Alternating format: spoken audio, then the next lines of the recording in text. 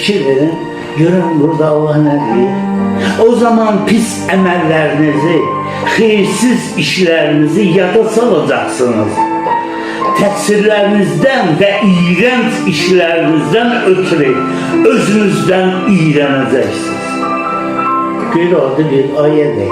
Allah söz deyir ki, ürəyimizi dəyişir və sonra davamında deyir ki, biz pis işlərimizi, iğrənc əməllərimizi yada salıb, özümüzdən iğrənəcəyik. Bu nə deməkdir?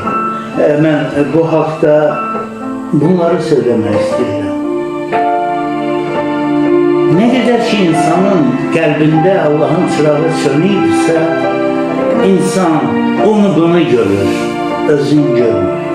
Bizim kalbimizde olan çırağı Süleyman Peygamber, bizim ruhu Süleyman Peygamber belə izah edir. İnsanın ruhu Allah'ın çırağıdır. Biz ruh vasıtasıyla Allah'a ibadet edirik. İsa Mesih demin sözü demişti Samaryalı kadına ki Allah'a ne o dağda, ne bu dağda, ne orada, ne burada hizmet etmek lazımdır, ne filan yerde.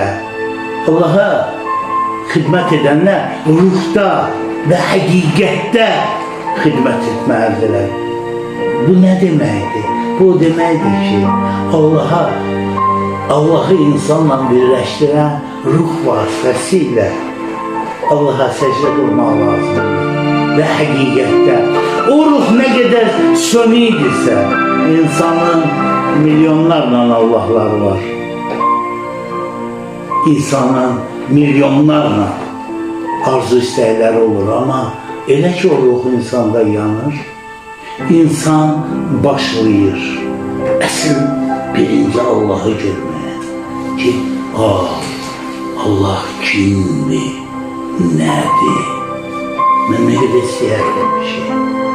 Sizin ruhunuzu yenidən o Adəm Həvvada yanırdı, ona görə deyirəm. İblis onu söndürdü, ona görə insanlar qaranlıqda, zülmətdə Allah'ı görebilmişler.